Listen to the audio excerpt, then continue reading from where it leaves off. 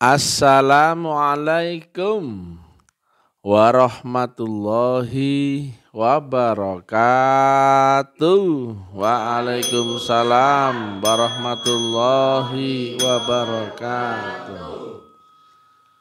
Alhamdulillah.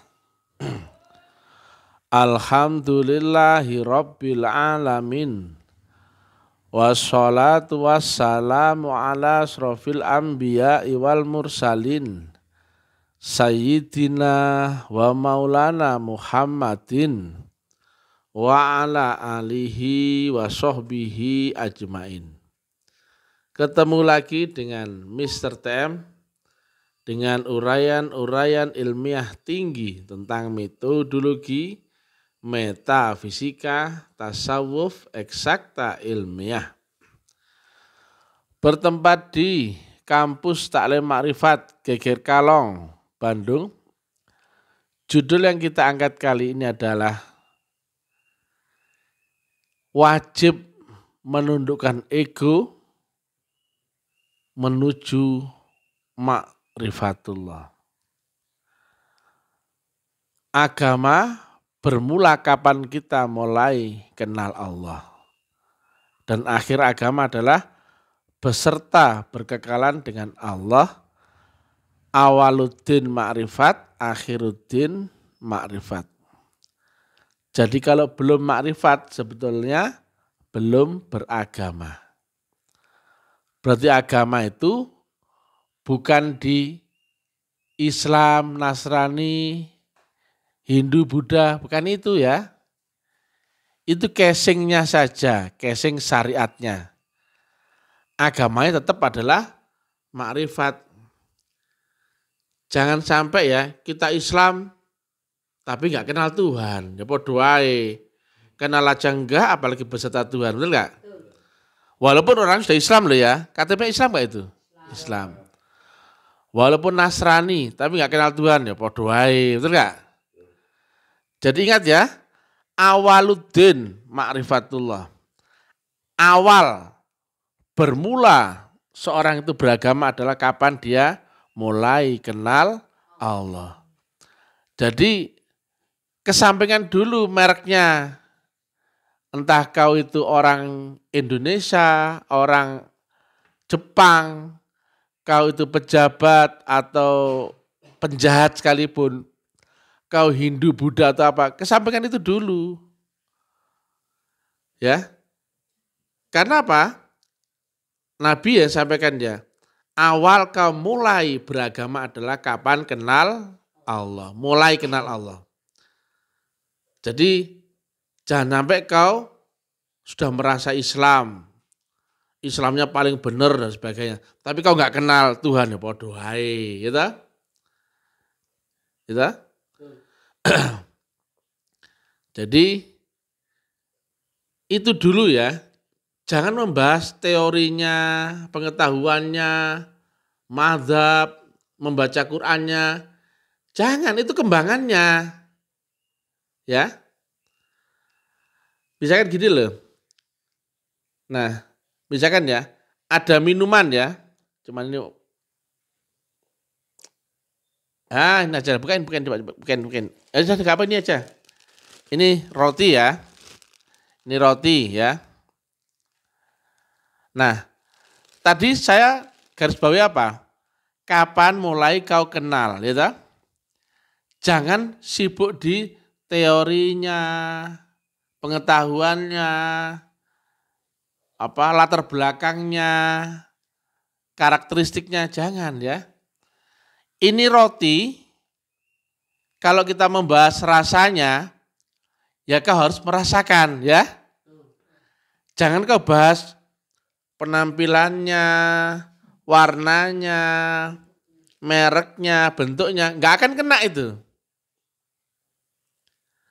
Kalau kita to the point-nya adalah makrifat, jangan membahas syariatnya, pengetahuannya, warna kulitnya, ya enggak? Nama Tuhannya, nama-nama tok itu. Kemudian apa-apanya, jangan. Kau itu ya to the point-nya adalah makrifat. Nah, sama seperti ini. Kalau kau belum pernah makan roti ini, jangan dengan dugaan, itu insya Allah manis. Kedugaan, itu insya Allah gurih Pak, ini kan roti gandum. Insya Allah gurih campur manis paling ya. Ini ada apa campuran susunya. Semua dugaan itu kan. Nah ini coba dibukakan Mas Safik. Nah dibukakan ya.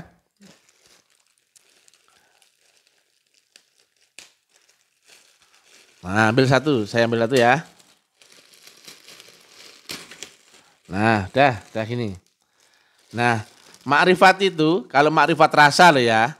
Berarti, kalau rasa, berarti bermula kapan kau mulai merasakan.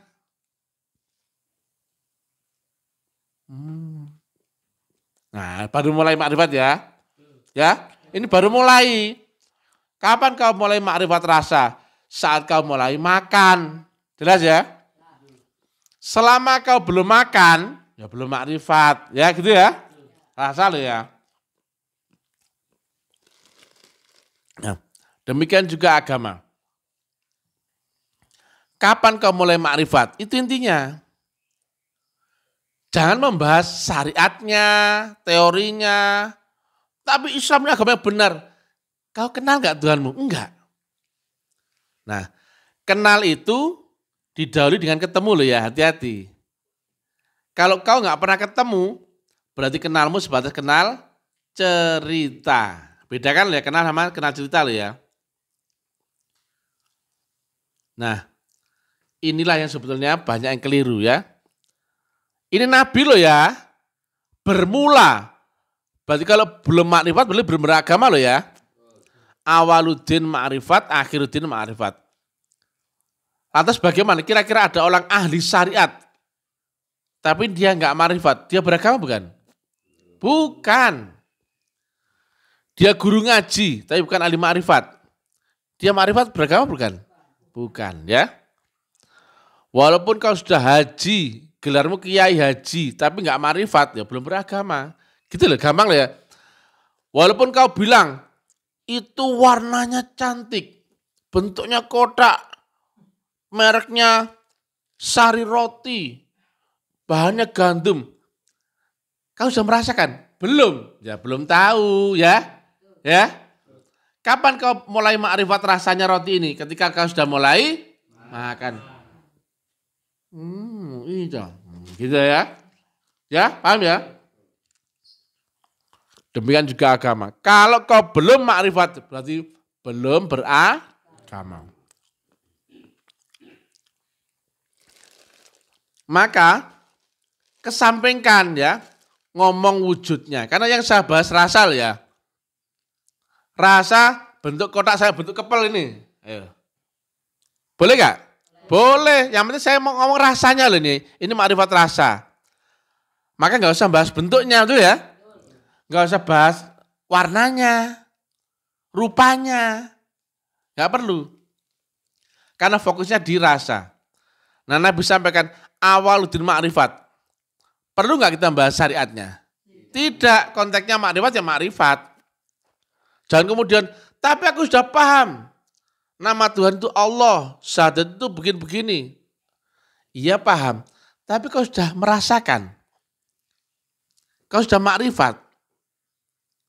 Nah, kapan kau kenal Allah? Coba sih, kamu sholat. Iya saya sholat.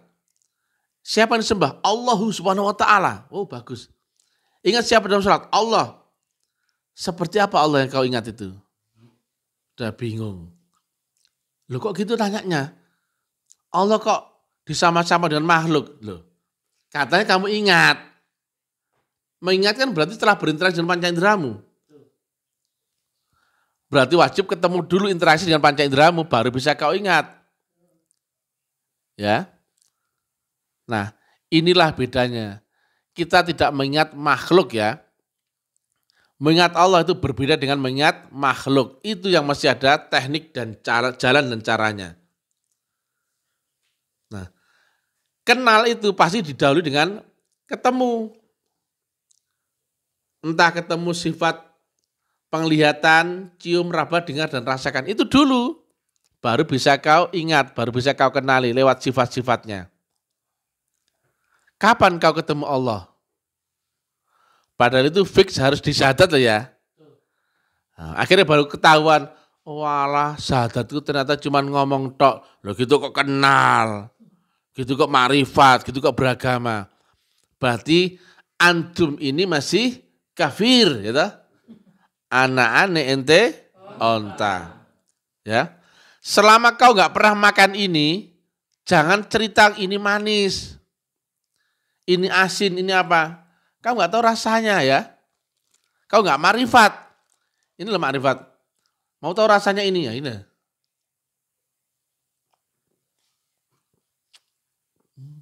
Nah, gitu ma'rifat. Harus jelas dong, kok semua kok kira-kira. Nah, ma'rifat itu ada jalannya. Ada caranya, ada syarat rukunnya. Jadi kita nggak membahas Hindu, Buddha, Yahudi, Nasrani, Islam. Bukan itunya. Nasrani ma'rifat lebih tinggi daripada Islam syariat. Dulu saya pernah di sidang MUI karena ngomong gitu. Ma'rifat Hindu lebih tinggi daripada syariat Islam. Nah, syariat Islam kan bisa dibikin-bikin. Mulai anak SD aja bisa bersyariat. Betul nggak? Nah kalau ma'rifat, kapan kau mulai kenal Allah? Makanya nyidang saya belum tentu ngerti dia, belum tentu kenal Allah. Saya terangkan ilmiahnya di Gresik ya. Halo? Halo MUI Gresik. Saya terangkan ilmiahnya ya. Loh, agama kok diilmiahkan? Loh, Nabi kan bilang ilmiah. Saya bingung loh. Saya terangkan pakai minta papan tulis sama spidol. Halo MUI Gresik. Kita punya kenangan ya. Saya terangkan agama secara ilmiah ya. Siapa Nabi, siapa Rasulullah. Saya minta papan tulis. Diprotes, loh agama kok diilmiahkan? Ya saya jawab, loh agama kok gak ilmiah? Sampai dia ini lupa. Al-aslamu ilmiyun wa amaliyun. Dia lupa dia. Dikiranya agama itu pengetahuan, pendapat, tafsir. Ya begitulah. Jadi lupakan ya latar belakangmu, tetek bengekmu ya, bahkan nama agamamu harus lupa ya. Karena apa? Ma'rifat kau harus nol, baru akan ada Allah. La ilaha illallah. Lah kau masih merasa Islam, kamu masih merasa Hindu, kau masih merasa Nasrani, ya enggak ada Tuhan. Ingat ya, agama itu lewat sistem wasilah. Wasilah sistemnya itu selalu ada Rasul, wasilah dan kitab kodim. Itu ada di seluruh merek agama. Berarti agama itu intinya di itu. Bukan di Nasrani, Hindu, Buddha, Islamnya bukan. Itu kan mereknya. Bahkan mulut orang lebih bisa ngaku, aku Islam. Gampang gak itu? Gampang. Syahadat diajar 5 menit bisa gak? Kalau bunyinya untuk mengucapkan bunyi aja. Bisa. Bahkan burung beo diajari 3 bulan bisa ngomong. Ya enggak? Masa kemudian burung beo sudah Islam? Bukan ya. Bermula orang mulai beragama kapan dia kenal Allah. Ya. Hindu ya Hindu yang kenal Allah. Buddha yang kenal Allah. Nasrani kenal Allah. Islamnya kenal Allah. Kalau Hindu, Buddha, Nasrani, Islam enggak kenal Allah, kau belum beragama. Dan kenal Allah itu diawali dengan ketemu. Kemudian kau lewati syarat rukunnya, jalan dan caranya. Al-Maidah 35. Kemudian kau lewati proses ya, tazkiyatun nafs ya. Dibersihkan dari segala kekotoran. Isi mulai harapan, khayal, keinginan, harap, ego, keakuan, rasa merasa dan sebagainya. Sampai enggak ada apa-apa, yang ada hanyalah Allah yang kau pertuhankan. Nah, kira-kira orang bisa menyebut la ilaha illallah kalau belum pernah ketemu Allah? Saya tanya. Illallahnya mana coba?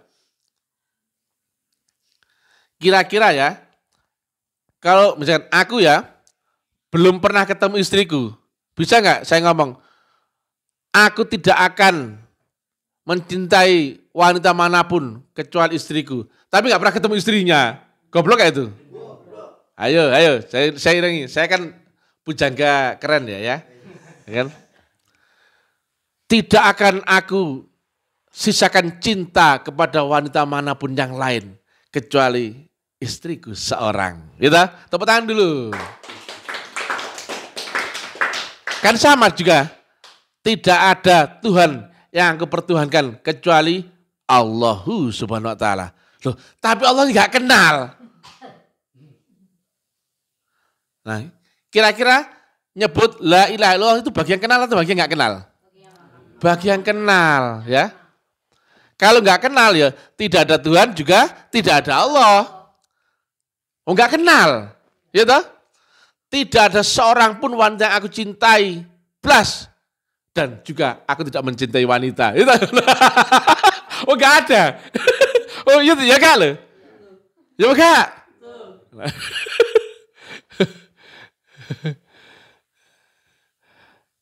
Contohnya kalau kau punya istri ya. Istrimu kan satu ya. Tidak ada wanita manapun yang jadi istriku ya. Kecuali istriku ya. Nah posisi Kang Imat kira-kira bisa syahadat kayak gitu gak kira-kira? Tidak ada wanita manapun yang aku jadikan istri sekarang ya. Dan juga aku tidak punya istri. Sabar Kang Imat ya. Ya kan sama analog ya. Tidak ada Tuhan juga tidak ada Allah. Logis ya ini? Jadi gak sembarangan ya. Mana Allahnya itu? Harus kau kenal dulu. Kau menuhankan sesuatu yang gak kenal. Bagaimana kau mencintai, kau berbakti? Baktimu kemana? Allah. Kemana sih kiblatnya akan Allah? Gak tahu, pokoknya aku yakin. Nah, coba kira-kira, aku mencintai hanya seorang wanita. Yang mana wanita kau cintai? Gak tahu, yang penting aku yakin. Di pasar orang, aku cintai kamu, blok, ganti yang lain, blok. Nyasar, betul gak? Cintamu akan Tuhan nyasar. Gendruwo pohon randu pun kau kira Tuhan, betul gak? Dia telah memberikan wahyu padaku. Hai Teguh, berangkatlah ke pasar, beli terong sama lombok buat sambelan. Ya Allah, aku dapat wahyu. Ya dari Allah, padahal jin randu. Ya toh? Akan nyasar cintamu, betul gak? Tidak ada seorang pun yang aku cintai. Ya, tapi hanya seorang, tapi nggak tahu siapa dia. Oh, di pasar orang dipeluk, kaplok sama orang tuh. Atau kalau nggak kenal ya, tadi kan hanya berkeyakinan, atau nggak kenal sama sekali ya, tidak ada Tuhan, tidak ada Allah. Endingnya loh, ketika tidak ada Tuhan selain satu, itu yang akhirnya Allah kalau bagian kenal. Tapi kalau nggak ada Tuhan dan nggak kenal Allah, ya nggak ada Allah. Ya tidak ada Tuhan juga tidak ada Allah. Logik tinggi loh ya. Nah, mengenal Allah itu ada jalannya, ada caranya. Dan yang kita di sini yang telah ketemu jalan wasilah, nolkan dirimu. Tekan, tundukkan egomu. Jangan malah nafsu. Kita itu dipengaruhi oleh gelombang alam bawah sadar.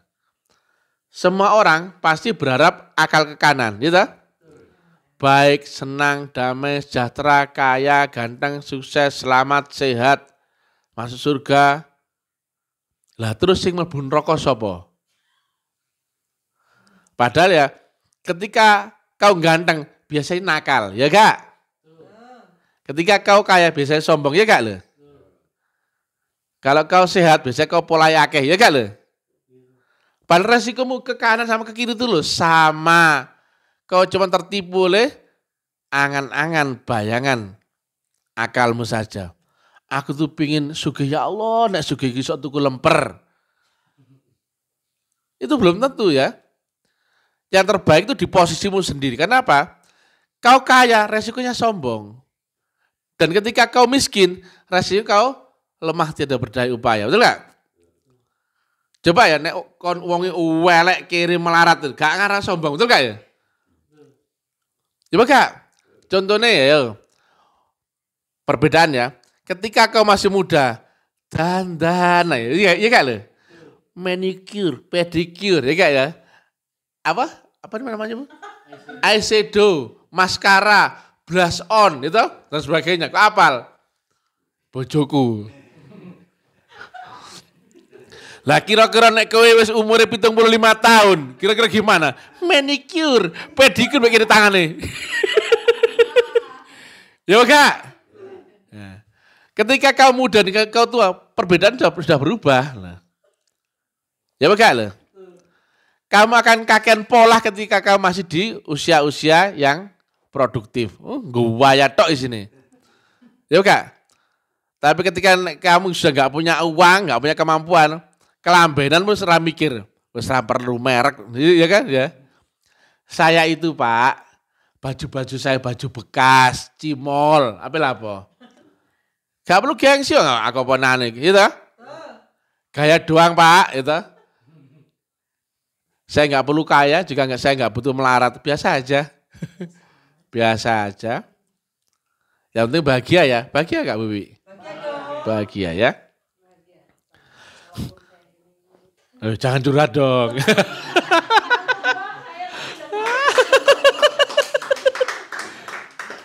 Ya, biasa aja sini ya. Ingat ya, agama itu kapan kau mulai kenal Allah. Itu endingnya, tujuannya. Dan akhirnya adalah kapan kau berserta berkekalan dengan Allah. Awaluddin ma'rifat, akhiruddin ma'rifat. Jadi jangan membahas warnanya, wong belum merasakan ya. Makrifat rasa ya kau rasakan. Jangan bahas warnanya, bentuknya atau apanya. Kau sudah merasakan? Belum. Bukan ya. Kau sudah bersyariat, bertarikat, berhakikat. Tapi kalau belum makrifat ya belum ya. Paham ya? Jadi nggak usah membahas Hindu, Buddha, Nasrani, Islam.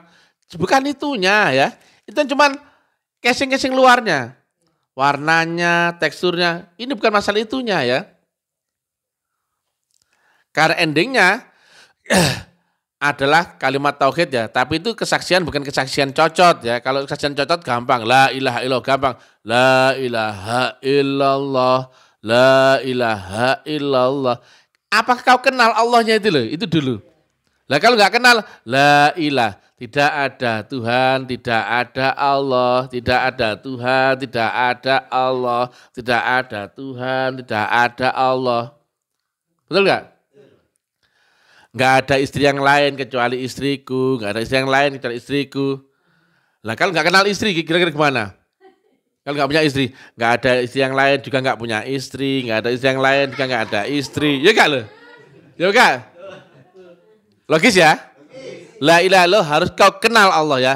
La ilaha illallah, la ilaha illallah. Masa la ilaha tidak ada Allah loh. Waduh, gawat ya toh. Harus kenal ya, baru bisa beserta, ya toh. Nah, sebelum kenal harus ketemu. Kapan kau ketemu Allah? Sementara kau di dunia, berarti pertemuan harus di dunia atau di akhirat? Di dunia. Kapan kau ketemu Allah yang di dunia? Saat kau syahadat, ya toh. Nah, yang di sini sudah tahu semua ya? Tahu. Wujudnya Allah sudah tahu? Sudah. Karena Allah itu mempunyai sifat wujud. Gampang toh? Kecuali Allah mempunyai sifat bau ya. Kau cari wujudnya, susah. Kalau kau cari wujudnya kentut gimana nih gitu?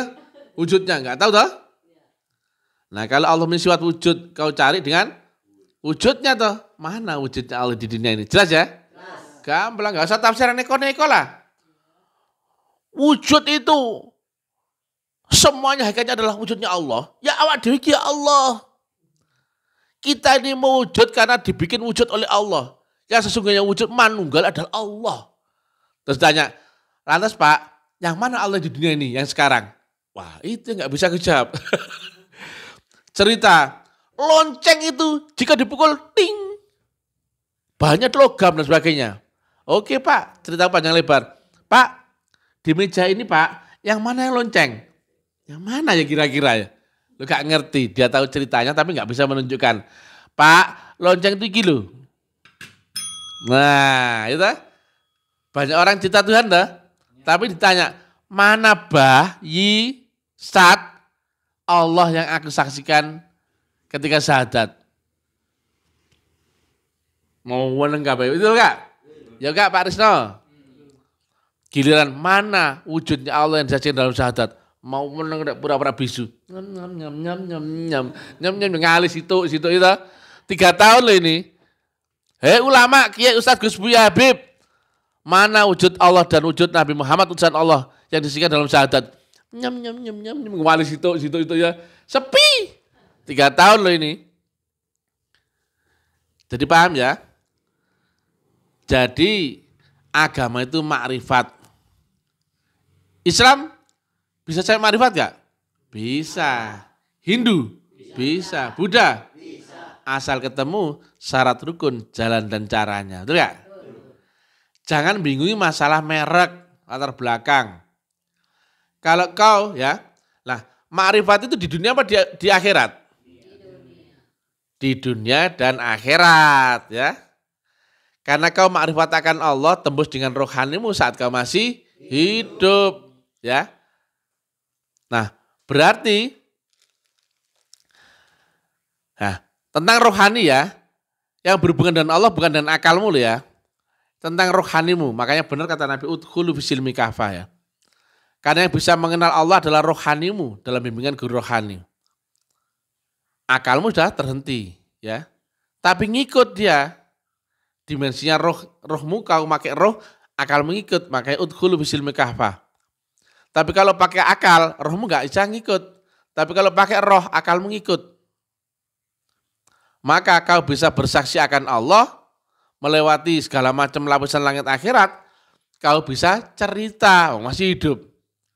Nabi bisa cerita surga neraka enggak? Bisa. Masih hidup? Masih hidup. Nah kalau orang masuk akhirat ketika nunggu mati, enggak mungkin bisa cerita. Hei mayat, ceritakan kubur. Ya diem aja, betul ya? Ya enggak? Kalau dia cerita, wah buyar itu. Betul enggak orang-orang, betul enggak? Ya enggak? Ya. Nah, ada orang mati cerita, wah hantu dia ya. Jelas ya? Jadi fokusnya tetap di ma'rifatnya ya.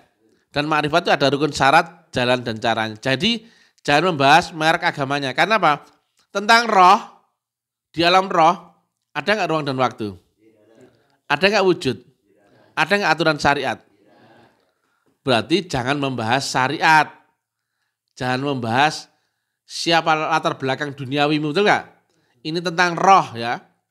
Jelas? Nah, sekarang kelewak ya. Kelewak apa kualik? Kualik ya. Banyak orang ahli syariat cerita makrifat. Akhirnya apa? Kayak karangan bebas.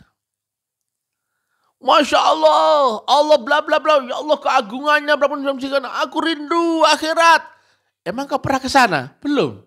Lah kok rindu? Tolol kau itu. Itu namanya kau berkhayal, gitu. Rindu harusnya ketemu kenal gak? Ketemu kenal baru rindu. Tapi kalau kau gak ketemu gak kenal, itu namanya berkhayal, betul kan? Ya, tipis-tipis sama-sama. Cantiknya. Kau pernah ketemu, pernah kenal? Enggak. Oh berkhayal. Ya enggak? Tapi kalau kau ketemu, misalkan istri saya yang cantik, ya Bunda Nur Hasanah, misalkan ya. Saya pernah ketemu, kenal ya. Tapi saat ini saya di Bandung, dia di Lamongan. Kangen sama istriku, gitu. Nah, itu namanya rindu apa khayal? Rindu ya. Tapi kalau khayal tidak kenal dan tidak pernah ketemu, ya toh? Nah, beda-beda tipis loh ya. Sama seperti orang mengagungkan Allah ya, sama orang mengagungkan cerita Allah. Ada yang cerita orang rindu akhirat, padahal nggak pernah masuk akhirat. Kira-kira gimana kira-kira? Aku rindukan kampung akhirat. Emang kau pernah ke sana? Enggak. Sama seperti dulu nggak tahu, sekarang lupa. Ada nenek-nenek ya. Ini kan itu apa? Alat ini loh misalkan apa? Alat ini loh. Buat kuping ya. Saya kan nggak tahu nih. Ditanya, kau tahu cara pakainya? Dulu saya nggak tahu, sekarang lupa. Ya nggak? Lupa itu sudah pernah tahu, tuh nggak ya? Ya nggak? Sudah pernah tahu, baru kemudian sekarang lupa, ya nggak? Saya dulu nggak tahu, sekarang lupa. Namanya tolol ya. Ya, sekarang itu banyak ya. Orang nggak kenal, nggak tahu, tapi cerita. Tapi dia mabok. Itu sama seperti dia dulu nggak tahu, sekarang lupa. Aduh. Paham ya? Jadi la ilaha illallah. Ya. Karena apa? Mempertuhankan berarti kau harus kenal ya. Karena apa? Definisi mempertuhankan itu adalah kau mencurahkan cintamu, alasanmu, harapanmu, tujuanmu, orientasimu, baktimu, korbanmu untuk engkau cintai. Masa kau gak kenal?